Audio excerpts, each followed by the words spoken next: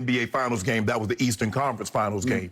Havlicek stole the ball. But this, given the magnitude of the moment, given the importance of the ball game. Now, Havlicek stealing the ball, if I'm not mistaken, Skip, that was a Game 7 also, if I'm not mistaken. But given what LeBron had done up until that point, Skip, you do realize LeBron had scored 7 straight to give him a 2-point lead. Hit a 3 to give him a 2-point lead. I don't know if you noticed that. They were down. LeBron scored 7 straight. Well, at the game of the block, the game was tied. The game was tied. Yeah, yo. Because Clay came down and hit a shot that tied the game up. But Skip, and after that point, you basically had 89, you have all these empty possessions. The question that I have for you, say it was a bicycle built for 2. Had LeBron not blocked the shot, do you believe Andre Iguodala would have made that shot? It's a simple yes or a simple no. Wait, you're omitting the obvious. You're not asking the right question. You're asking the wrong question to try to make the right case. No, if LeBron James does not block the shot, you say J.R. Smith did all this. If J.R. Smith just does what he does, and LeBron does not block the shot, does Andre Iguodala make this play? Okay, if there had been no J.R. Smith, would Andre Iguodala have made the shot? Yeah, LeBron would have blocked it. No, LeBron he would not. Blocked it up. Iguodala would have dunked it and won it. He would have and won it. He would have and won it. I don't know if he'd made the free throw, but he would have been shooting and won. I think you can agree with me. You might say, okay, bicycle built for 2, but it does not change the fact of the significance and the importance of this play given the moment. It's like Ray Allen's shot. There have been a lot of shots made. Michael Jordan hit a walk-off, but that wasn't a better shot than Ray Allen's, was it? Well, it didn't have the magnitude. Thank you. So that's what I'm saying, the magnitude, moments, because it's not about wins and losses, Skip. You know, in sports, you got to tell the story. So how do I tell the story of the 2016? How do I tell the story of an NBA Finals, of a team being down 3-1 without having this? Well, you just simply fast forward another minute in the game because Kyrie Irving hit the shot of shots. Kyrie said, I'm sick and tired of everybody missing shots, including LeBron. I'm going to make one. And he made one. So we disregard the 7 points that LeBron scored to give him a 2-point lead. There, this is it.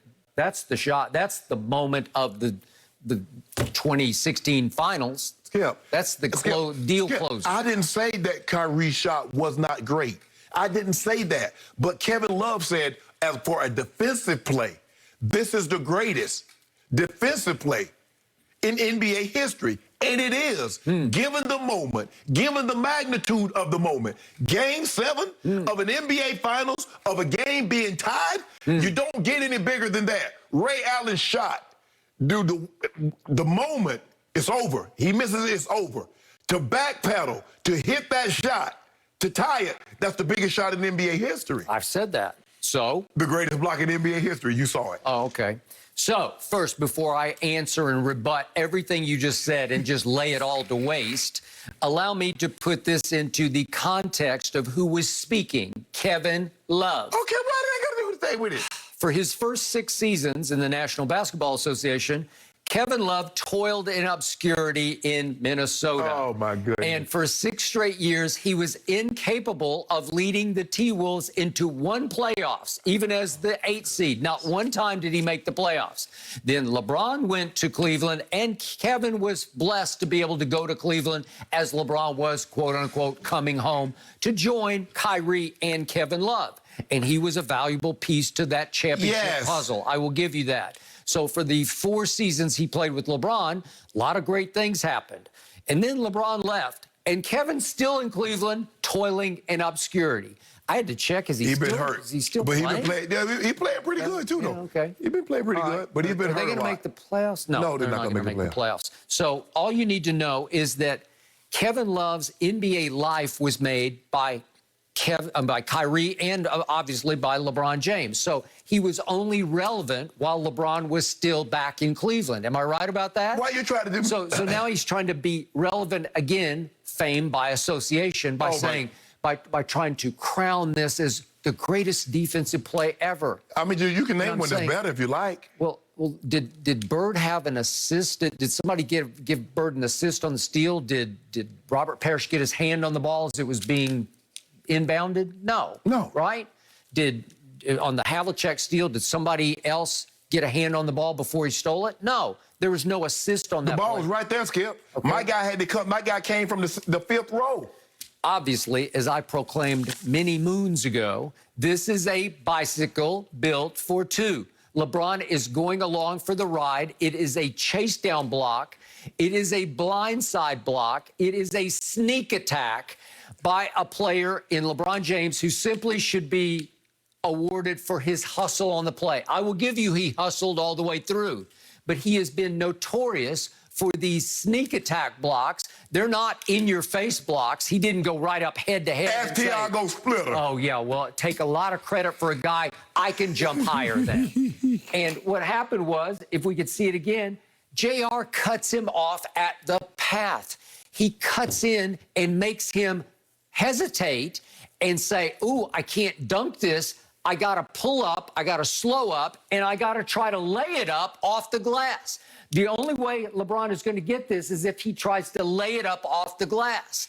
And it was very close to a goaltend off the glass. It was very close. Timed it just right. Okay? Well, he was lucky he got there right on schedule because he needed somebody to delay the action long enough for him to catch up and show out. And he did show out only because JR cut him off at the pass. He got there first, and he made Iguodala change direction slightly, and it doesn't happen without J.R. Smith. So I think Kevin Love is making a strong point about the greatest defensive play ever.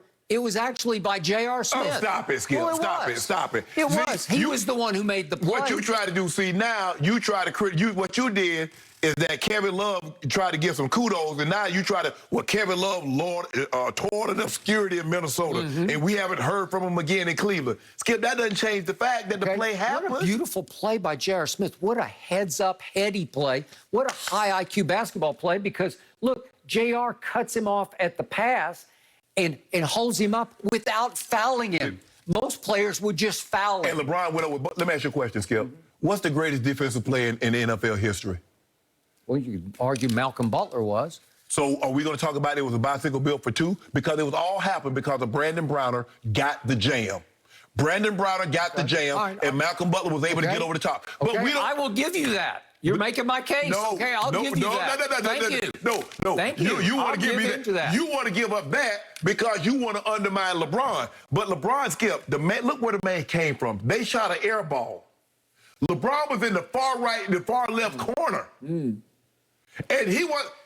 everybody else would have gave up on that play. Okay. Everybody else would have gave up on it. Okay, I just told you it's a great hustle play. I can't say it's the greatest hustle play in NBA history. Why you can't? Given the moment.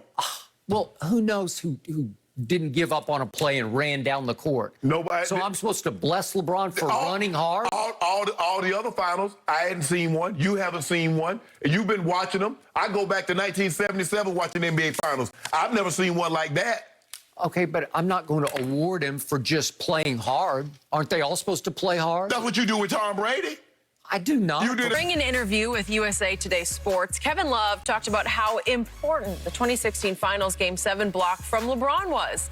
Love said, quote, "I've said it before, I think it's the greatest and most clutch block, maybe defensive play of all time." Shannon, do you agree this is the greatest defensive play ever? Yeah. Ever. Given the circumstances, Skip, Game 7. Now, there are only a handful of defensive plays that can rival this. Bird stole the inbound pass from Isaiah, but that wasn't an NBA Finals game. That was the Eastern Conference Finals game.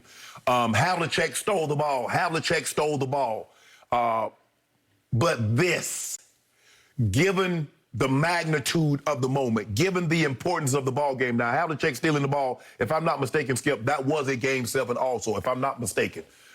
But given what LeBron had done up until that point, Skip, you do realize LeBron had scored 7 straight to give him a 2-point lead. He had a 3 that gave him a 2-point lead. I don't know if you noticed that. They were down.